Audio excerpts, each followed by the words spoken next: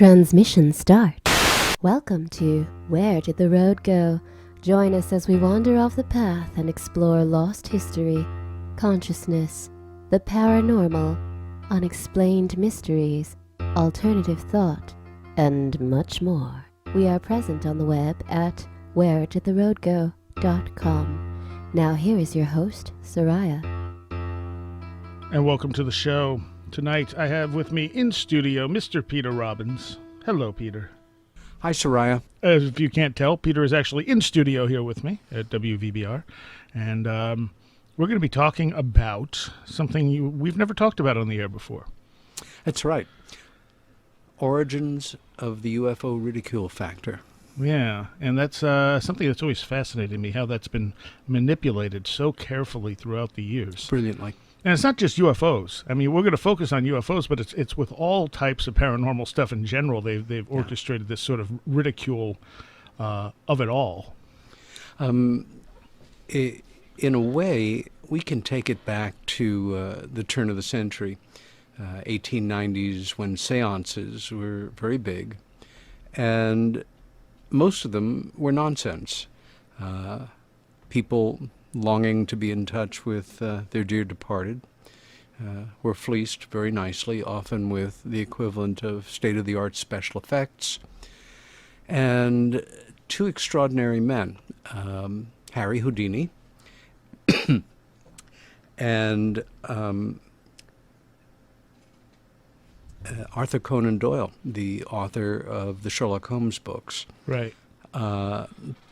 Became very interested in these fakes and spent quite a bit of time and energy exposing them. And so, rightly, the seance conductors did develop a deserved reputation as hucksters. Yeah. So the climate was kind of there as far as the paranormal went. And the thing is, I don't know if they were all hucksters. Oh, no. Well, who knows? I mean, you know, we're not dealing with a calibrated thing that you could run through scientific apparatus to prove. And it's also been shown that even some of the genuine psychics fake stuff, you know, because they can't call upon it, you know, at whim. It reminds me of the old joke of why do psychics have to have conferences? Nice. Thank you. I'm not responsible. But everything changed in 1947 with the advent of the modern age of UFOs. And I guess like a lot of people that get into the field, I was fascinated by the level of ridicule, condescension, sarcasm, pseudo-scientific explanations, and always the overriding mantra, it can't be, therefore it isn't, therefore it's something else. And our job as skeptical inquirers is to pat you on the head and explain, you know, to your childish imagination what's really going on here. Well, sure, because they have their minds made up to going in. Yeah. Thus, that's that. Yeah. You know? And I separate skeptics here, which we should all be. Yes. And nobody more than somebody like me. Years ago, I realized I hit a point, especially after years of working as Bud Hopkins' assistant. And although a lot of people feel that the evidence to support the abduction phenomenon is all anecdotal, it is not. Multiple witnesses, physical evidence that would be perfectly at home in a felony case in a court of law, and the like. And my own childhood sighting, too much credible evidence that I've examined over the decades has left me, I'll say, I don't have the luxury of disbelief. I know we're not alone. I know something is coming and going, advanced technology, under intelligent control, and probably from numerous points, which means I have to be extra careful in each new investigation to start at the baseline and assume that it may not be real. Right. And ironically, as a kid, I developed a great love of the Sherlock Holmes novels. I thought they were wonderful. I still think they are. For some folks, they're a little dated, but Conan Doyle gave us a phenomenal character. And one of the things about Holmes that makes him kind of a godfather of modern detectives is what they call deductive reasoning, that, a mystery would confront him and Dr. Watson, and he would investigate it from the point of view of eliminating the everyday and the mundane. For me, and I would categorize an investigation as something like Rendlesham, which I've been at on and off for almost 30 years. Right. Or sitting with somebody in a hotel lobby talking quietly about their experience or their allegations or whatever at a quiet moment in a conference. And even if it is just a very brief time, you have to apply the same rigorous thinking. Some colleagues, bless their hearts, also who know that we're dealing with a real thing, will assume that and take off from there, sometimes rightly or wrongly. For me, it's essential to go through the process of eliminating the most mundane, then the second most mundane, then the third. And if you go through the scale, so to say, and you don't have a realistic answer, then things begin to come interesting. But it's not as sexy, it's time-consuming, and it's boring overall. But I think it's our responsibility to follow that course. And the term skeptic, it means to question Yes. everything. And Yes. you get the skeptics who have kind of hijacked that term to mean that everything must follow the status quo, the accepted explanation, and if it doesn't, then you have to move the moon to prove it to them. Yeah, and the reason I even brought it up is because we should never confuse skeptics with debunkers. Right. Debunkers know that this isn't real. Referring to Bud again, who I should say we lost 5 years ago.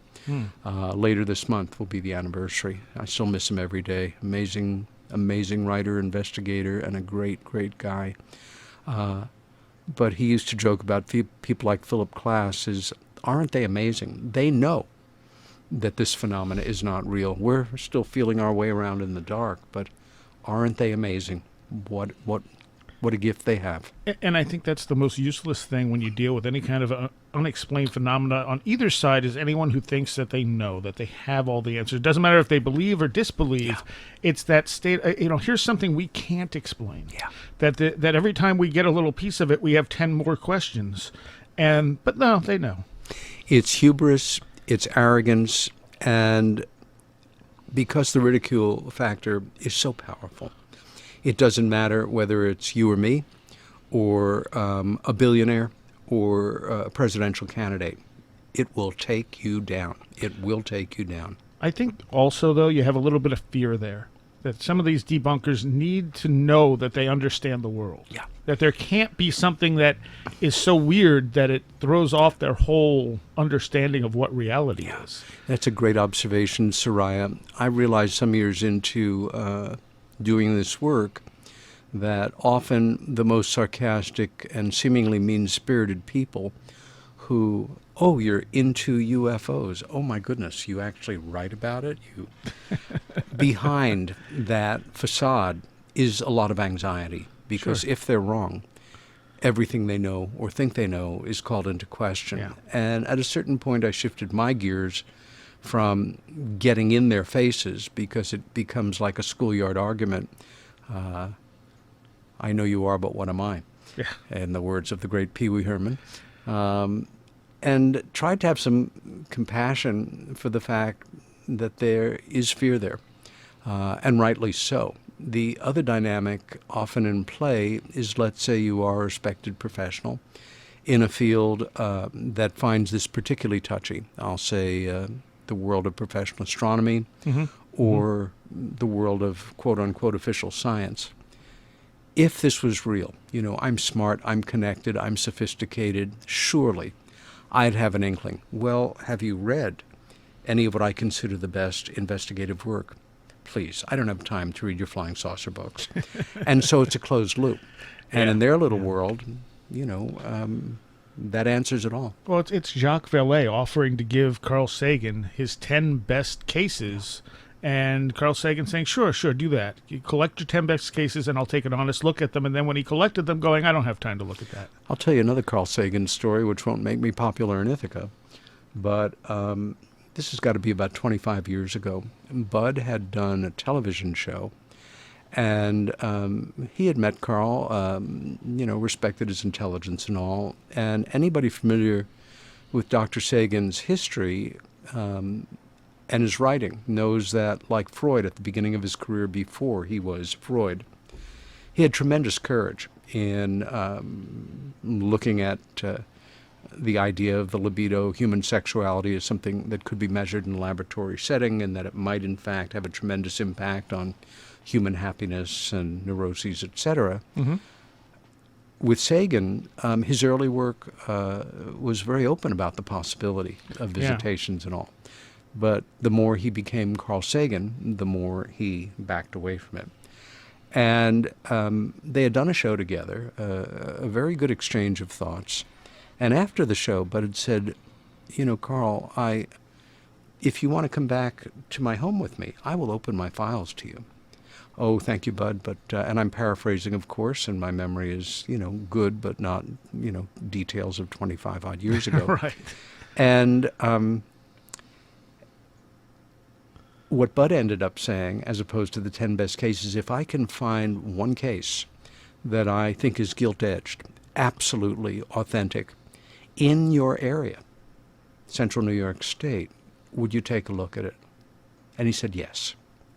And some months later, we were approached by a young man who grew up and lived in Ithaca. He had come down to the city with his girlfriend. He was mid-20s, very shaken by a lifelong series of hardcore abduction experiences. I know I wouldn't give the name even if I remembered it, but not only was he local, but his father was a professor at Cornell, who was a colleague of Carl's. And the young man worked installing home alarms, very upscale ones, and happened to install the one in Sagan's home. And he said his impression was like, it was an embassy or something. It was absolutely top flight, and suggested that there was a concern about, major security. And Carl was famous by that point, of course. And there was no question in our mind. I mean, every criteria imaginable. He was smart. He was an underachiever, professionally, as quite a number of abductees seem to be. And, he could have been going for his own degrees, but he was installing alarms. He was also struggling with drug addiction. And Bud brought the case to Carl's attention, told him who it was, how he was connected to Sagan, and Sagan declined the invitation. Now, I'm not saying it would have made a difference if he would have met with him and Carl would have heard him out, but... to not give it a chance. Yeah. Less than a year later, the kid died of an overdose. A real tragic story, and not to, blame Dr. Sagan for it. Sure. But these things happen. It's real. It's as real as it can be. And I think also when you have someone like Sagan who's in such a high position, he has to go with the status quo. He doesn't really have a choice, or he's going to become just an outcast. Yeah. I'll tell you one other anecdote, and I know this from somebody who was there. In the old days, I don't know how they do it now, but in the Ithaca public school system, just before the beginning of the official year, literally everyone, teachers, drivers, anybody who worked at the schools, all got together for a large meeting. And it was always followed by a talk by somebody. And on this occasion, it was Dr. Sagan. Somebody just to add a special note. And this person told me that he was charming, articulate, fascinating. And finally, somebody raised their hands and asked him, what's the story about UFOs? And they said he visibly changed. The words started to come out very automatically. It was almost like a rehearsed piece, or so it felt. There was more sense of monotone. And it was so awkward for this person, and they picked up for other people in the room, that when he finished, everybody left. It was just, there was nowhere to go with the discussion. Well, here's the official thing I'm supposed to say. Here you go. And again, you know, when your job hinges on you keeping your mouth shut on what you may actually think is That's out right. there. Because he didn't know either one way or the other. No. As far as I'm concerned, there's nobody who knows what's going on. Yeah. And it's, again, I always like working with you because you bring up such good points. When you encounter somebody who says they do know, and I mean the specifics, and one of my favorite examples is dear Dr. Stephen Greer, I who's knew you were famous for going saying, there. well, you know, Steve earned it. He's done good work. His initial disclosure event in 2000 was world-class, very courageous, and historic. But then, you know, he'll go on record as saying there are 58 alien races Right. visiting our planet. And I don't care who you are. And I'll say, if you were the President of the United States, the head of the NSA, the head of every world government, and the supreme rulers of, let's say, 24 alien races, you could not establish that as absolutely factual, empirical, Yeah. because there is no way of knowing. And it just is a perfect example for that kind of nonsense, or that all other intelligences are good. Yeah. And the abduction experiences that are creepy, they're all military, because the government wants to poison you against Right. the other intelligences because they're all good, and give them bad PR because the governments are evil. I would think any intelligence, just like any intelligence on this planet, human or otherwise, has good and bad to it. I think that's absolutely the way to look at the vastness of the possibilities of visitations from other cultures, from parts unknown. Yeah. Yeah. And who knows who we're being visited by that we don't even know are here. Bada bing. Things that are just outside our perspectives. A dimension or two away. And we talked about Stephen Greer with on our one of the last two UFO histories with Mike Cleland and Aaron Gullius. And Aaron, was it Aaron? No, I guess it was Mike saying that, they were looking at lights that they basically summoned in the sky. And he's looking at this light, and Stephen's sitting there talking about how it's a mothership, and it's coming into, and he's going, it's a light. How do you know this? Where's this information coming from? You're putting it onto this light that, sure, we seem to have summoned into existence, but to call it a mothership is jumping way ahead. And when he did his Sirius documentary, I thought it was a decently done documentary. Oh, sure. Great production values. And they kind of, they get to the end and they find out that this thing is probably human, and they just kind of bury that. And it's kind of like, no, that's still interesting, because this is a very unique specimen of human if it's really human. Crucial. I know people that have, gone out on night watches with him and paid a lot, and have seen some extraordinary things. Other people who said, I heard the noise of the aircraft. And people were so enwrapped that they ignored it. Right. And like you say, a mothership, let's vector it in with our flashlights. Yeah. So anyway, let's go back to the origins of the ridicule factor here. And so we have Kenneth Arnold sightings. Yeah. And Roswell more picked up steam in the 80s. So did that really factor into this so much? Well, it did momentarily. We don't know the exact day that the thing or things came down, or whether it was a result of some theorize of a very bad electrical storm or what have you. I take it very seriously, have been had the privilege of seeing and spending time with some of the best people in the field. As you know, one of the coolest jobs I ever worked was the 2 years that I was a consultant for the city, working out of the mayor's office, Mayor Legrone. In Roswell. Well, no, from New York City. Oh, from New York City, okay. And from up here. And one of my jobs was to be liaison with the city of Roswell on any matter related to UFOs with Governor Richardson, which was very cool. Otherwise, it was to build what the mayor and I felt would be responsible tourism, working to build junkets from around the world. The name Roswell is as recognizable a brand, if you will, as Coca-Cola.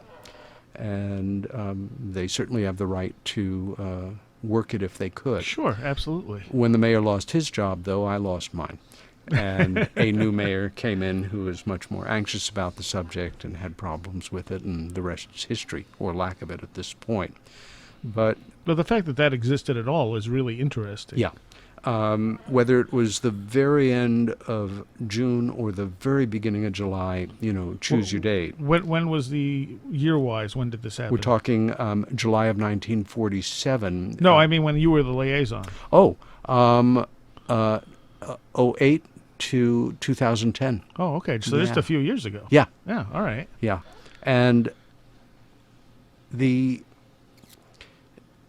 when it happened, it's a very important timeline. The Kenneth Arnold sightings, for any of your listeners that are not familiar with them, on June 24th, about a week and a half before Roswell, a private pilot named Kenneth Arnold was flying his plane in the Cascade Mountain Range in Washington State and observed, the number varies a bit, 9, 10, whatever it was, disc-shaped objects, seemingly with kind of a cut out of the back.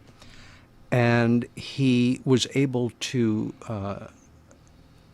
get a very good estimate of their speed based on the fact that he was flying toward them. And the time that it took them to fly from the top of Mount Rainier to another mountaintop, he was able to establish that they were going at about 1,800 miles an hour. 1947, that's pretty damn fast. Right. It's pretty fast now.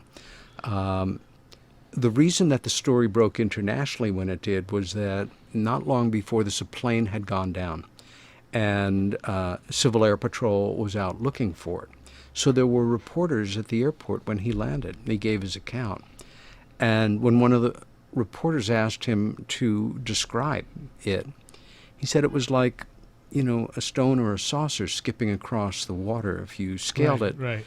And of course, that phrase, flying saucer, as in flying cup and saucer, was just irresistible. And don't kid yourself, it was that simple. Yeah. The ridicule was supported by this very lighthearted kind of verbal description.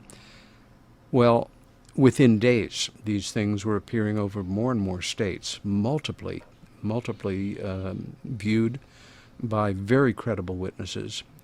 I think within a week and a half, they were over, 20 states or so, and there was no question that the phenomena was real.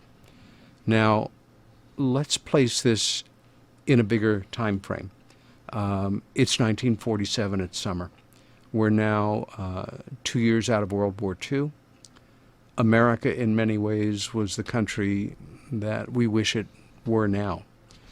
We had helped our allies defeat the Nazis and the Axis forces, making the world safe for democracy. However, the Soviet Union was more and more making it clear that we had a new enemy in no uncertain terms. Yep.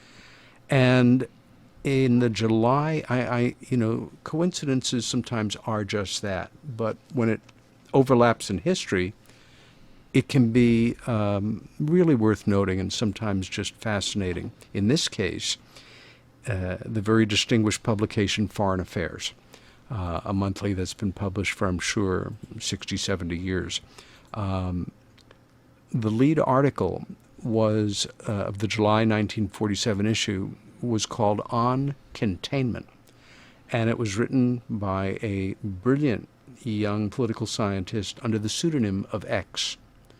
And in it, he theorized that if the West could hold the Soviets within the borders that they had expanded to by the end of World War II, moving into Eastern Europe, etc., and hold them within an allegorical iron curtain, that we could avoid a hot war or a shooting war and have a cold war, hence the derivation of these terms. Well, George Kennan went on to advise a record-breaking, like 10 American presidents. He lived to be 101.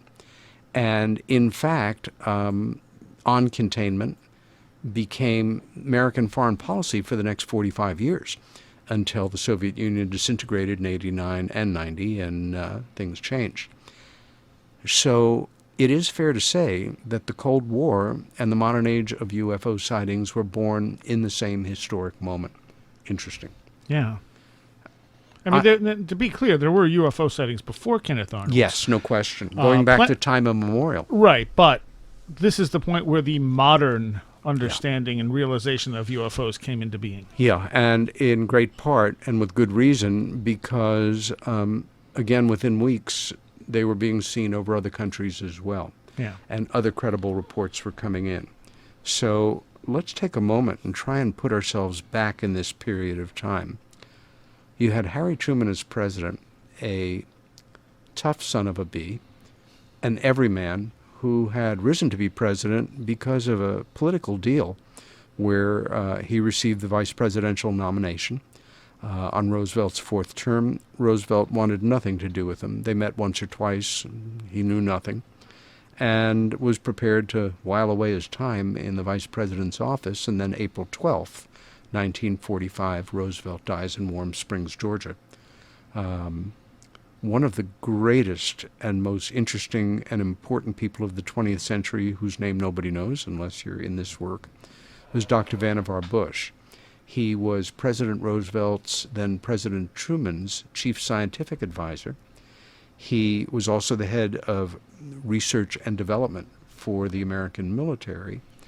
And if you take the MJ-12 seriously, and I do, although I think a lot of the papers are very questionable, he was MJ-12 number one. He wrote 3 terrific books, Modern Arms and Free Men, and then 2 memoirs. The second one in 1967, not long before he died, kind of picking up on an early hip phrase called Pieces of the Action. I forget the name of the first memoir. They're all still eminently readable, and he talks brilliantly about the people that he worked with at the time. And he talks in Pieces of the Action that it was his job that afternoon in April, the president dies that morning, to walk into the Oval Office, and there is Harry Truman sitting at the desk all by himself, and essentially say, Mr. President, it is my solemn responsibility to inform you, among other things, of a top-secret project called the Manhattan Project. Truman had no idea about the bomb. But I like Truman. I've read his memoirs. I've read his letters. I find him a fascinating guy. And he really was an everyman.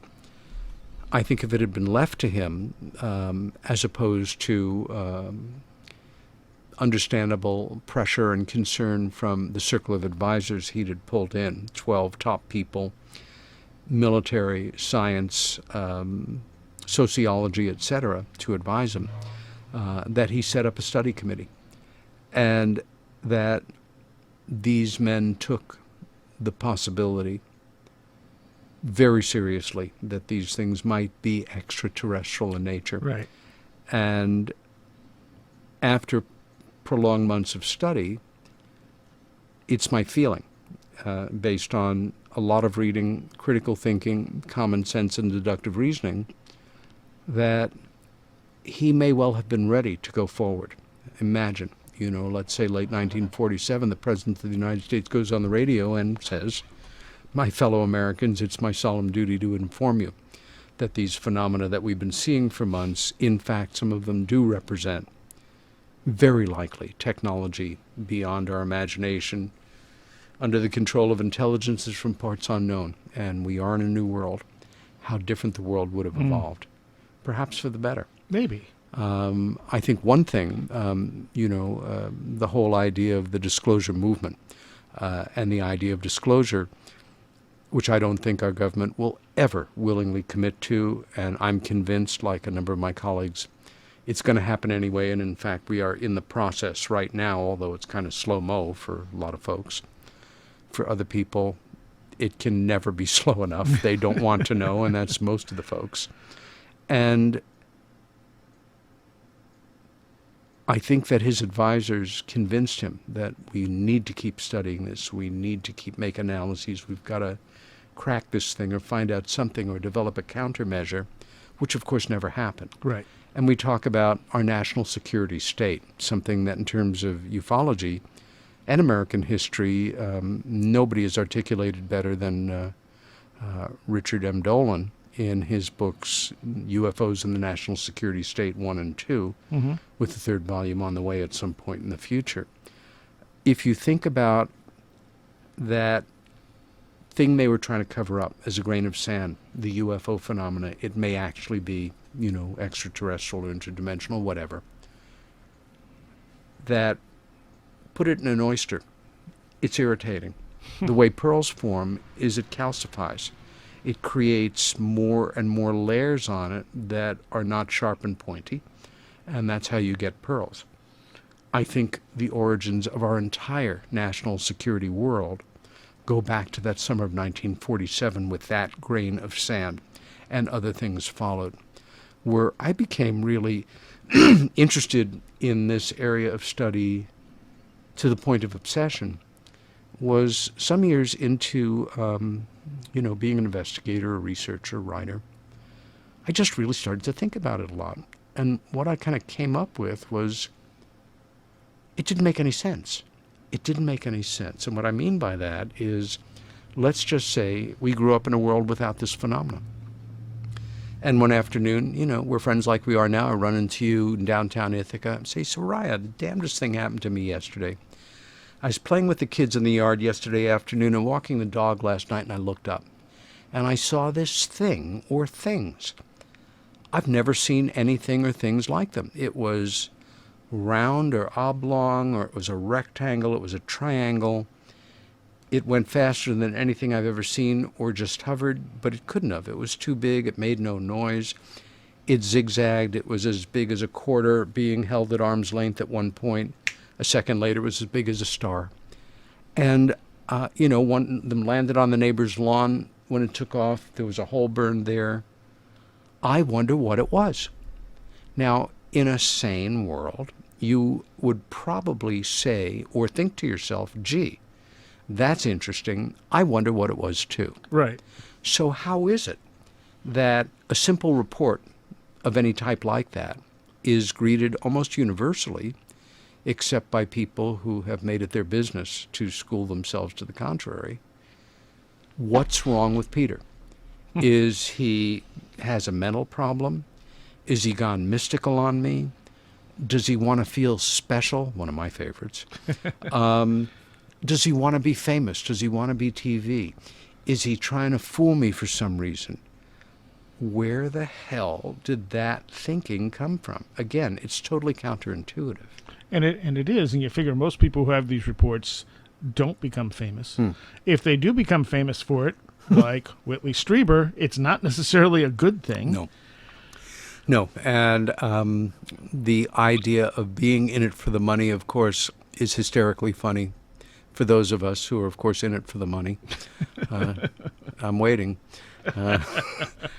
But at a certain point early on in working on Left at East Gate with Larry Warren, the book we wrote about the Rendlesham incident, I needed to back off. I really needed to back off.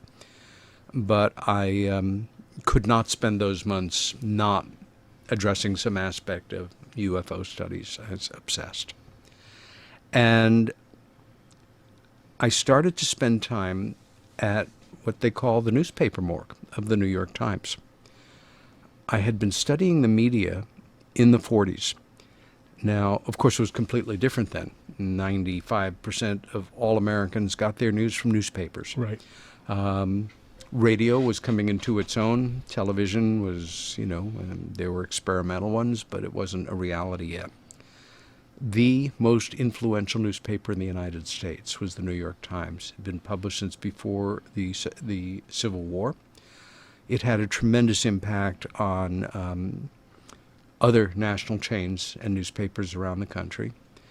And I thought, this is a good place to start.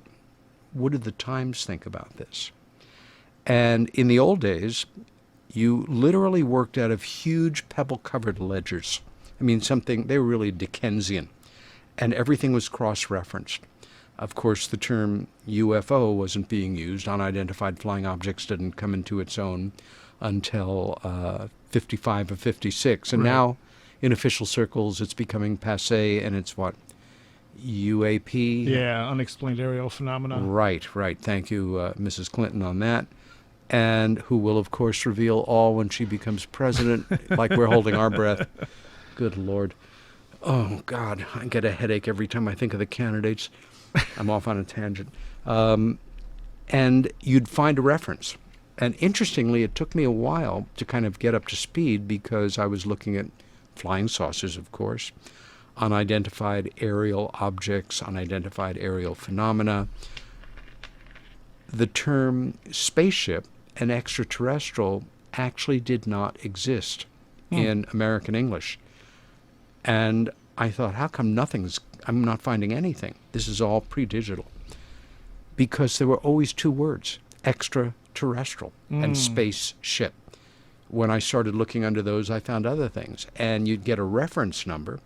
You'd take it to the microfiche librarian, who, like in high school, would give you the microfiche. You'd go through the machine. You'd find the article. You'd put in your quarter, or when I was a child, a penny. Just kidding. And you'd print it out, as close as I ever got to slot machines. And I started to build my file of these things. Then I returned to the book, and everything changed, and went back to it years later. Now everything's digitized. And I was able to do more complete searches, print things out easier, and ended up with well over 200 printed pieces. Everything from major front page articles to minor coverage, to photographs, letters to the editor, editorials, commentaries, captions under photographs. And at a certain point, I had essentially a complete collection of all of the coverage that the New York Times had ever done. Sometimes they'd go for several years without even a piece.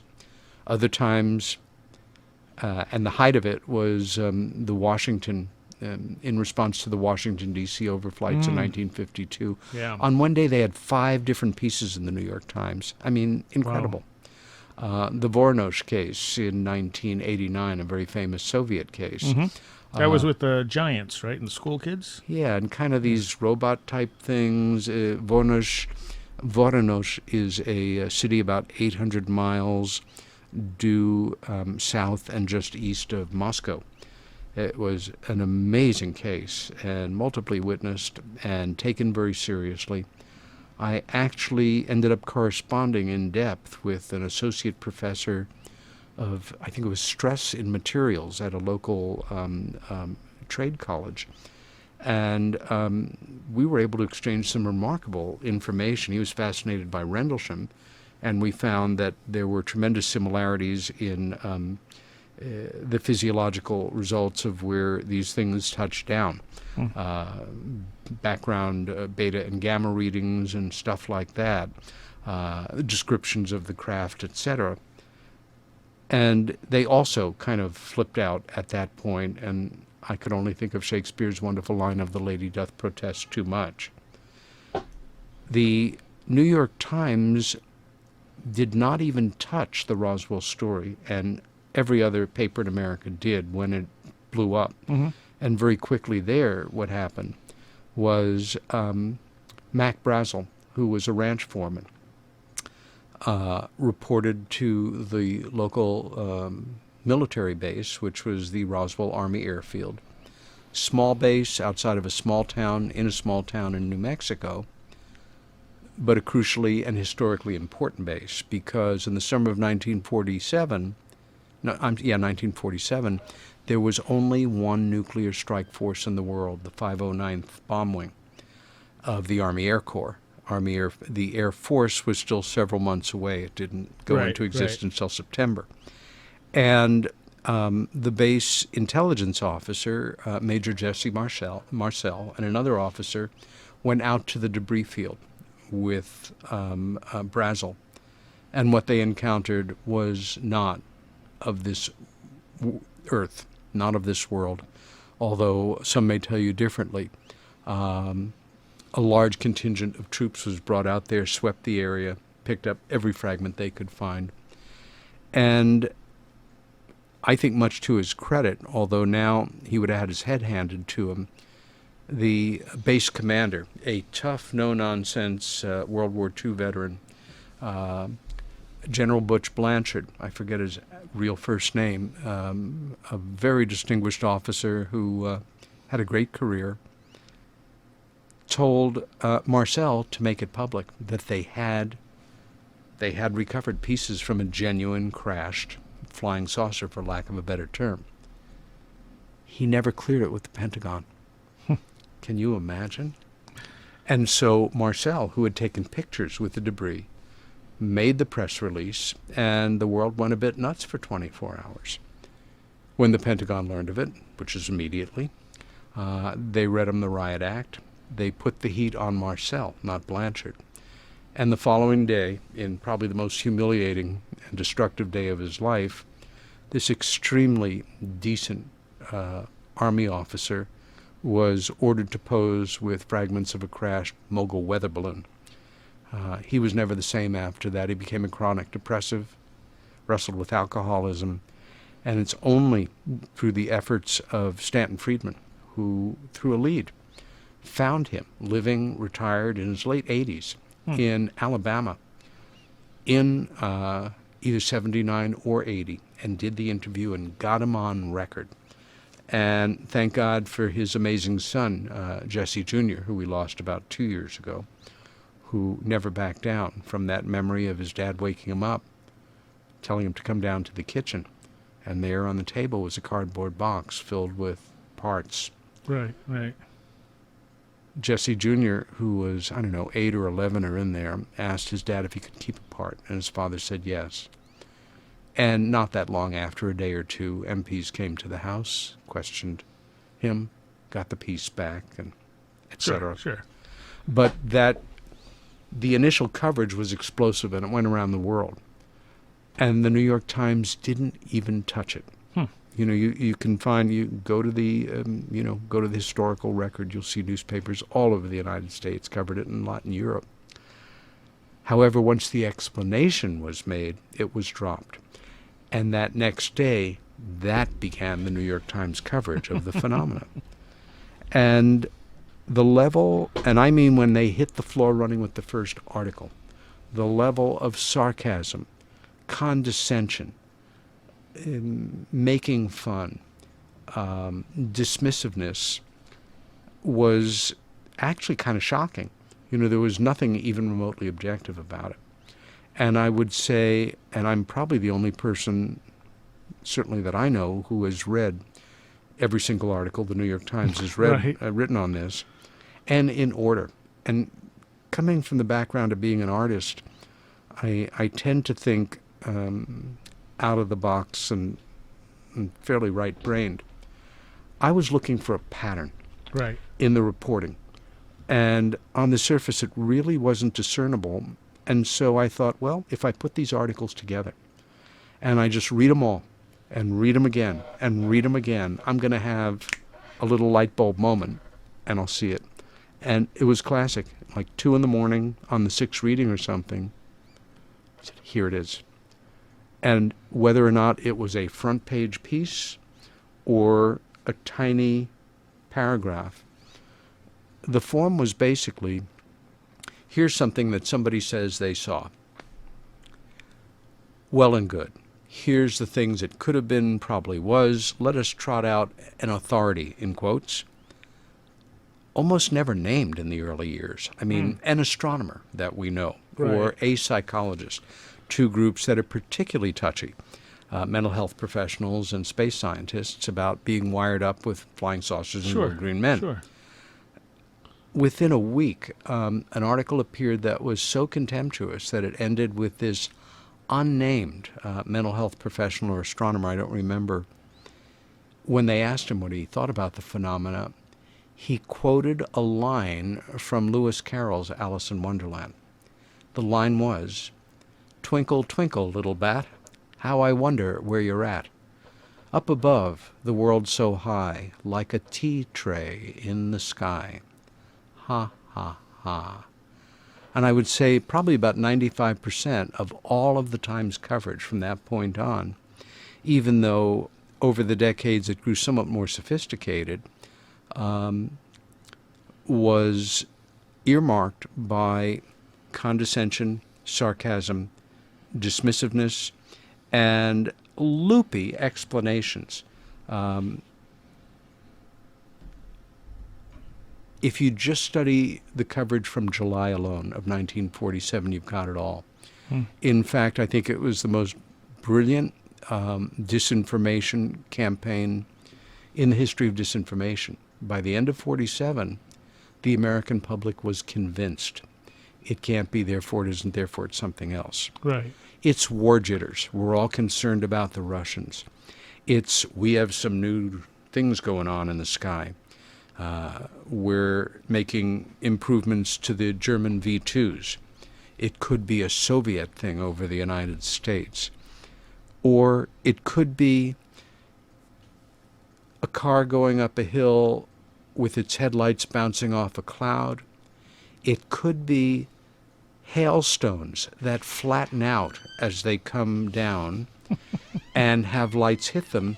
It could be dust on the eyeball. Of course. No, it could be pressure within the eyeball. All of this absolutely dead serious.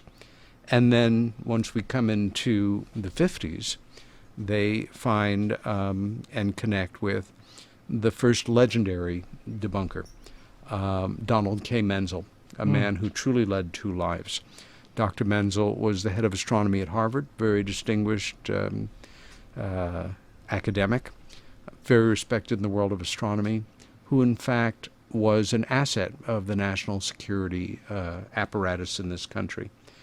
And one of the greatest research papers I ever heard, had a tremendous impact on me, was at a really memorable MUFON symposium, 1987, 40th anniversary of Roswell and Kenneth Arnold. It was in Washington, D.C., and Stan Friedman gave a paper called The Secret Life of Dr. Donald K. Menzel.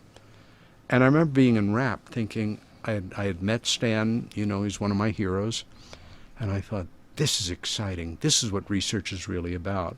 What Friedman had done had been, he's the first person to get permission from Harvard, from the National Archives, and from Menzel's widow to go through all his papers, and was able to establish beyond any doubt that Menzel was in fact an asset of our national security. Sure.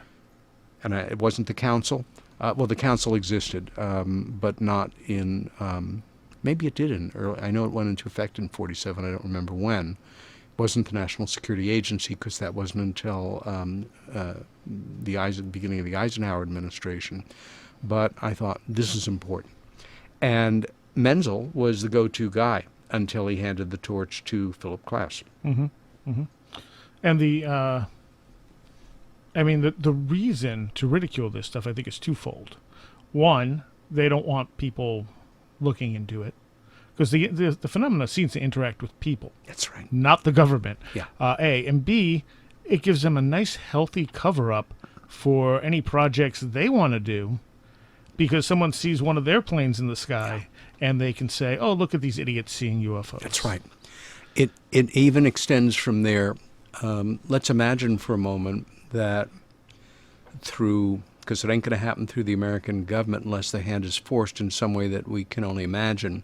Let's say it happens through an incredible WikiLeaks release, or a number of people with really good amateur telescopes start to promote photographs they've taken of things on the moon that ain't ours. Right. And there are structures on the moon, there's no question.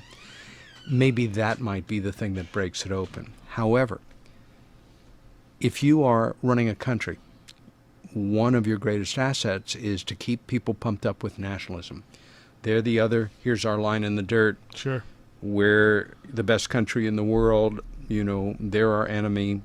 We've always got to remember that we're Americans first, or Russians first, or whatever first, and, you know, human beings second. Ronald Reagan said it all. Reagan, who had at least two remarkable events, one of them as governor, an extraordinary sighting from the plane that everyone saw, and then talked to friends about it. It was a remarkable interview with the pilot as well. They were being tracked very closely by a disc-shaped object. I'm trying to remember the year exactly, but I think it was before the 45th General Assembly meeting. Reagan gave one of his most famous talks for those of us in the field, and at a certain point in his talk, he segued, and it began, I believe, with the words, "I often wonder, what if we were faced with a threat from outer space? Wouldn't we then come together and see ourselves as human beings first?" Yeah. And it was a brilliant passage. And then he did something extremely clever, which was tail off to, but I forget the wording exactly, but it's certainly in the public record. But isn't there already, an invader among us? Hunger, poverty, ignorance, and right. Took off from there. A friend and colleague of mine, Ron Regehr, lives out west. Years ago, he told me that he had had an opportunity to interview one of Reagan's major speechwriters. And because I possess such an unbelievably powerful memory, I even remember the speechwriter's name.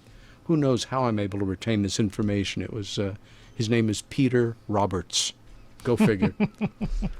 And he asked him, he said, "You worked on that speech. Did you write that part?"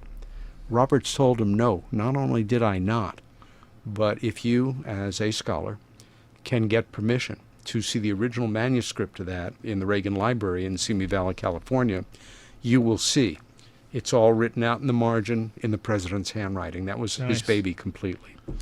Well, if it's real, they still point back to something that you'd think, you're kidding me. They actually were able to work this, which for anybody that's interested in the history of radio, you've got to seek this thing out. It is the October 30th, 1938 broadcast of the Mercury Theater of the Air, Orson Welles' wonderful repertory company, where a terrific writer for the radio named Howard Fass had been assigned the job of updating and modernizing H.G. Wells' War of the Worlds. Right. And his story doesn't open in England. It opens in a town called Grover's Mill, New Jersey. The reason? Well, he had to come up with some town, and as he said, I had a big map of the United States in my study. I closed my eyes and went, bonk. Sorry, New Jersey, it's you. And it's an amazing radio play. Oh, sure. And what it does, I actually have an LP of it, but you can find it online. Oh, yeah, yeah. And for anybody, that thinks, oh, God, radio, how boring, give yourself a treat and, play it out in your mind rather than having to look at a screen. What they do is nothing short of the invasion and almost total destruction of the world before the germs get to the Martians and, we rebuild our society. But they collapse weeks into this one radio show. And it had breaks. It had commercial breaks, which probably if the Martians were invading, they wouldn't be having commercial sponsors.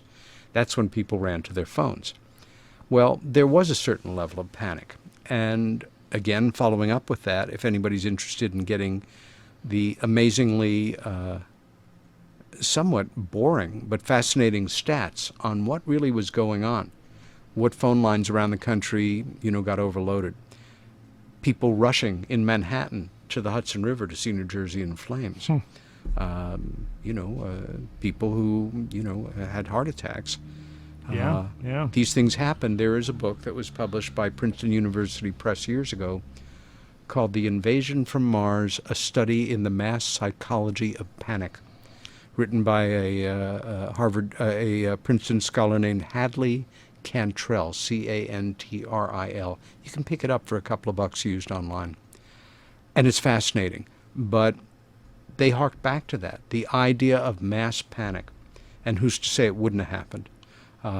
There was also the risk of a stock market crash.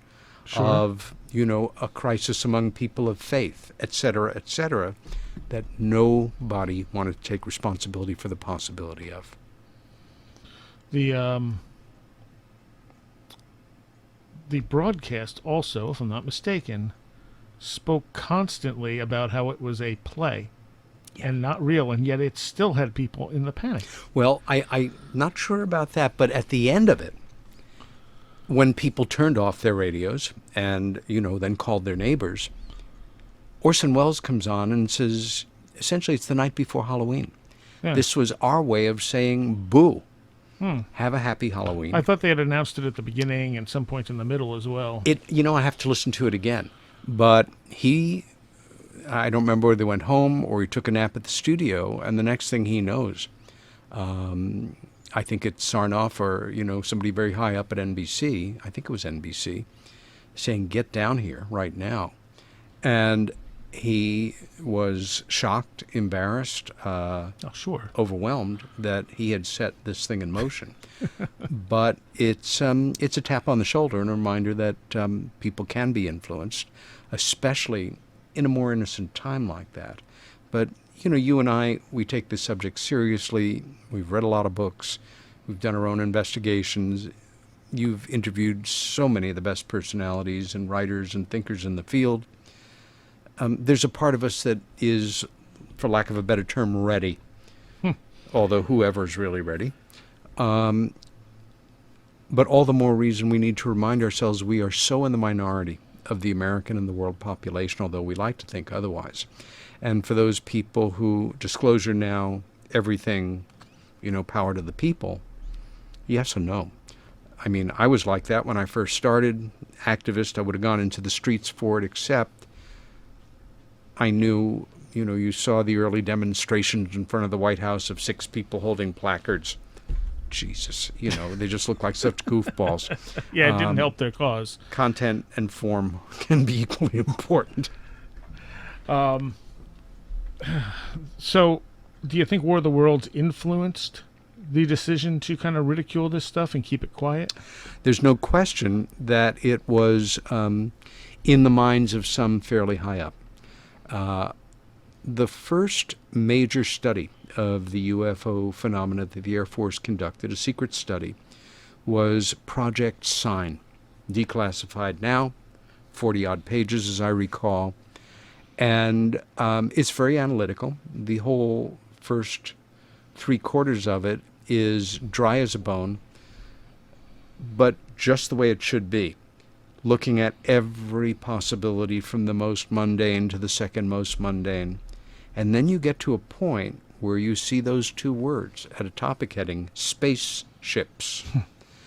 And at that point, that bureaucratic voice, and it was written by committee, but you hear an individual voice and a real thinker saying to the effect, if there, and I'm paraphrasing, of course, if there are such civilizations in existence who can get from there to here, and they're thinking, in an almost charming way of, wow, with the most advanced propulsive source that we can think of, it'd take them 2 years at least. That they are obviously in advance of us. But here's what becomes absolutely prophetic, and it's like a line out of the script, or something that didn't get into the script of one of my favorite Golden Age science fiction movies, The Day the Earth Stood Still, where what they're saying is, 2 years ago, 1945, we did something on this planet that could be observed and measured from outer space. We started to explode nuclear bombs. In 100 years, we're going to be out in our rockets with bigger and better weapons and our same unstable, aggressive human psychology. In light of past human behavior, they should be alarmed. And above all else, we should be anticipating seeing such things now in the sky. It's absolutely breathtaking in its conciseness, its simplicity, and as far as I'm concerned, its accuracy. Should say here, too, that Some people may say, well, this is, getting out of hand. Soraya's got a guest on who's a little loopy here, even though I'm not feeling completely comfortable with this. The connections between them and their seeming interest in nuclear sites of one sort or another is endemic. And some years back, an investigator, author, writer named Robert Hastings, who interestingly I was back and forth with briefly today because he'll be giving the keynote speech at the International MUFON Symposium the end of this month near Orlando, which I'll be hosting as the MC, and I'm just going over a few basics. Robert wrote a very important book called UFOs and Nukes. Yeah. It's as big as Left at Eastgate. It's over 500 pages. And it's the real deal. The connections, the established cases, the proof, the paper trail is amazing, which many of us feel is why this whole thing kicked off in earnest in Roswell. There was only one nuclear installation in the world, and that was it. Small town in New Mexico, small city now, 50,000 people or so, but that's the way it was. And to just jump in with one other slightly connected thing, because I like, when I speak, to be able to couch subjects that are referred to in established post-war history. I think it's especially for intelligent, reasonable skeptics who are wrestling with this. If you can present this information in a cogent enough way to get them into the foyer, get them through that first door, then I've done my job, and leave it to others to channel Martians and cite all the important stuff. I visited the old Roswell Army Airfield a number of times. I've visited Roswell 5 or 6 times, been there for up to a week or two. And especially when I was working there, I got into the only remaining aircraft hangar from that era. And except for coat of paint, it's just like it was in 1947. Nice. That is where we understand debris and bodies were taken before being flown out to 8th Army headquarters in Texas. I think El Paso, I forget. Well, that was in July of 47, 23 months earlier. In August of 45, I'd have to say above top secret mission began there, where a bomber left that hangar, complete secrecy, made a stop in, I'm trying to remember now whether it was California or one of the island bases that we had on our way to Japan, loaded a weapon, and the Enola Gay went on to drop the bomb on Hiroshima. Today is the anniversary, for what it's worth. That building should have a giant historic plaque on it. If people want to ignore the Roswell, people should know that's where the Enola Gay left from, Roswell, New Mexico. Interesting. Yeah. I know in the one of the more frightening aspects of a UFO over a nuclear base was the one where it was actually turning on the missiles. Turning them off. Turning them off, that's right. Okay. Yeah, and one of the best cases we have was one from 1967, and my friend Robert Salas, a former Air Force captain at the time, was beginning his career. I believe he's a lieutenant with a very responsible job. Malmstrom Air Force Base in Dakota, Montana. Christ. Such an East Coaster. But he was in charge of the screens governing a number of ICBMs, intercontinental ballistic missiles, and was listening to the chatter coming from witnesses on the ground. He was underground, observing UFOs coming in over the base, and watched as one missile after another was shut down. We know the same thing happened at RAF Bentwaters during the incursion there in late 1980, and numerous other cases. Colonel Halt, the former deputy base commander's phrase, and he said it to my face, and Larry Warren's, and Bob Exler, a researcher who was fairly active back when we met with Halt in the early 90s, that he couldn't explain it, but that they had, quote-unquote, adversely affected the ordnance. Thank God they adversely affected it in the least adverse way. Right. Rather than launching it. Bingo. Yeah, and that's something that's hard to ignore, that they can do that. I mean, does it rule out, however, the idea that these things could be from, as Richard Dolan is researching, a breakaway society, a breakaway civilization? That's right. And we have to pay attention to all the possibilities. Rich, I think, is he's really one of the best minds in the field, and certainly one of the most articulate and smartest. He's also a dear friend and a close colleague, and I have tremendous respect for his work. But somebody is doing this stuff, and to ignore it is a fool's paradise. To address it is very difficult for most people, and it's why we have to thank people like Hastings for his important book. It brings this very specific, hyper-specific subject more credibility, and helps people educate themselves on the reality of the phenomena, even in what some might think, especially if you've never read any of the best literature on it. Sounds like, science fiction musings. I remember Jacques Vallée saying that as a kid he had a UFO sighting, and that got him interested in the subject, and he decided he was going to become an astronomer so he could study UFOs. And I had that same thinking growing up. I wanted to be an astronomer to study UFOs until I found out that's not how it works. But he didn't get that awakening until he was already an astronomer, and he saw them destroying data tracks of unidentified objects that the observatory had tracked. Yeah. And he said to them, "Why would you destroy this? This is the most amazing thing we could possibly discover." And they said, "We're not coming out with this. If the United States comes out with it, we'll back them up, but we're not going to be the ones that put this out in public. We'll be the laughing stock of the world." You're absolutely right. And you do this work long enough, hopefully you do it well, and you get some respect from people. Some who will keep an eye on you for years if they have an account, something that happened to them.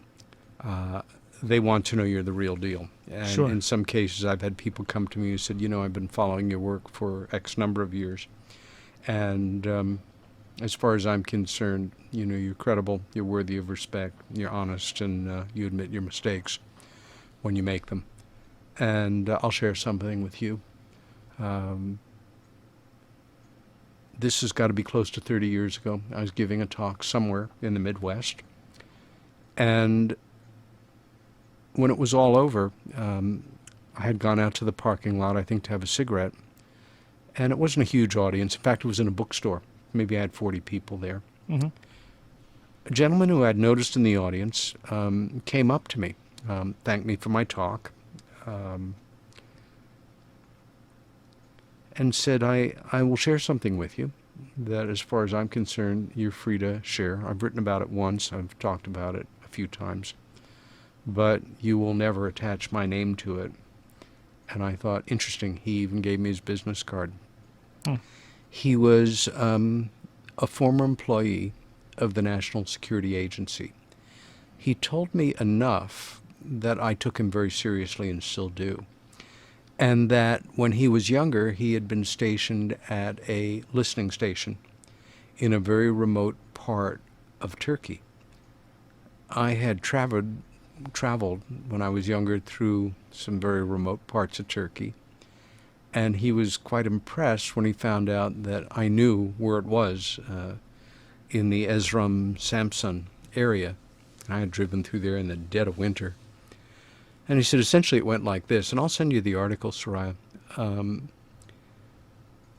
We were working away. It was winter, very cold out.